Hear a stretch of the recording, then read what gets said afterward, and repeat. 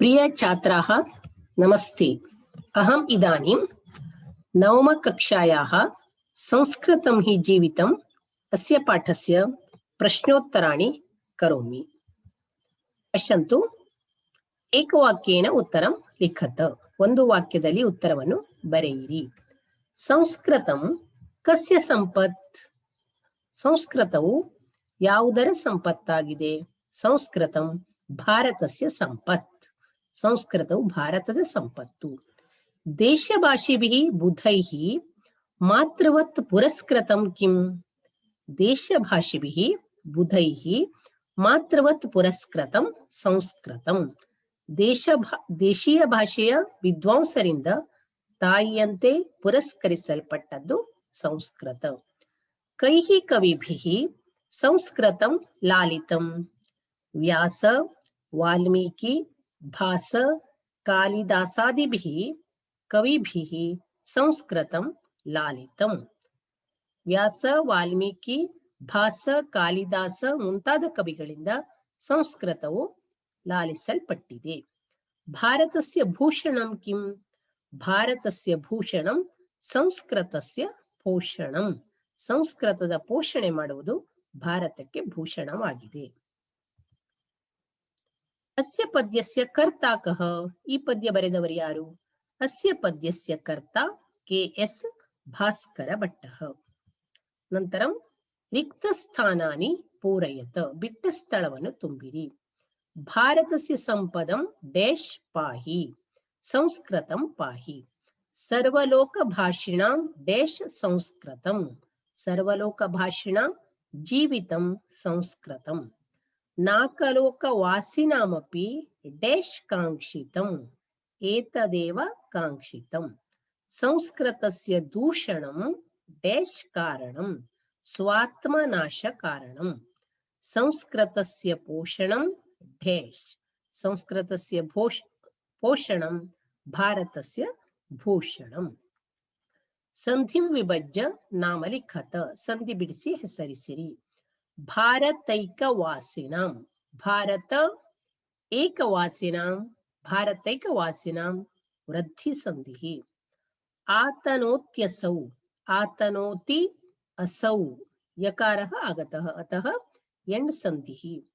यन्यदेशः हि अन्यदेशः ह्यन्यदेशः य आगतः अतः यण् संधिः. यज्जनैः यत् जनैः यज्जनैः ष्टुत्व संधिः. तकारಕ್ಕೆ ಜಕಾರ, ಯತ್ ಜನೈಃ ಯಜ್ಜನೈಃ ಜಕಾರ ಬಂದಿದೆ. ದಿಗಂತರೆ ದಿಕ್ ಅಂತರೆ ದಿಗಂತರೆ ಜಸ್ವ ಸಂಧಿಃ. ಕಕ್ಕೆ ಮೂರನೇ ಅಕ್ಷರ ಗ ಬಂದಿದೆ. ಲಕಾರ ಪುರುಷ ವಚನಾನಿ ಲಿಖತ. ಲಕಾರ ಪುರುಷ ವಚನಗಳನ್ನು ಬರೆಯಿರಿ. ಏಹಿ ಲೋಟ್ ಲಕಾರಃ ಮಧ್ಯಮ ಪುರುಷಃ ಏಕವಚನಂ.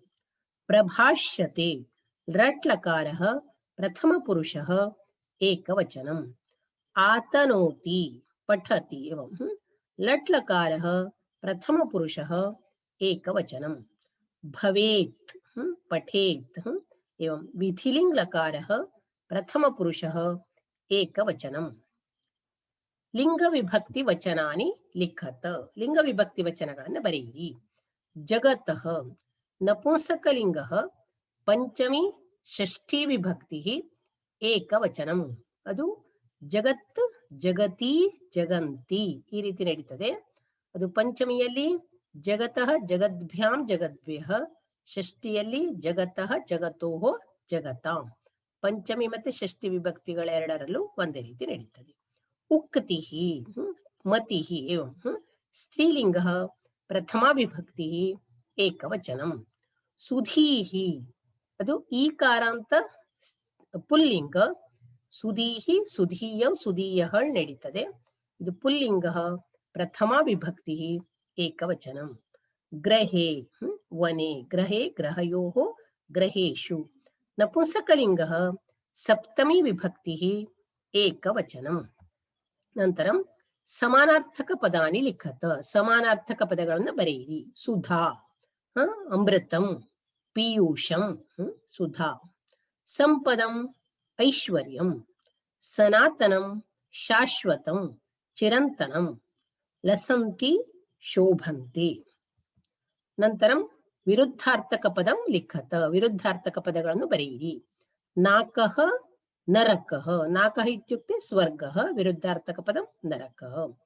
ಪುರಸ್ಕೃತಂ ತಿರಸ್ಕೃತಂ, ಮೃತಂ ಅಮೃತಂ, ಮಹತ್ ಲಘು. ಈಗ ಸಂಸ್ಕೃತಂ ಹಿ ಜೀವಿತಂ ಈ ಪಾಠದ ಪ್ರಶ್ನೋತ್ತರ ಮುಗಿತು. ವಿದ್ಯಾರ್ಥಿಗಳೇ, ಸರ್ವೇಭ್ಯೋ ಧನ್ಯವಾದಾः. ವಯಂ ಪುನರ್ಮಿಲಾಮः.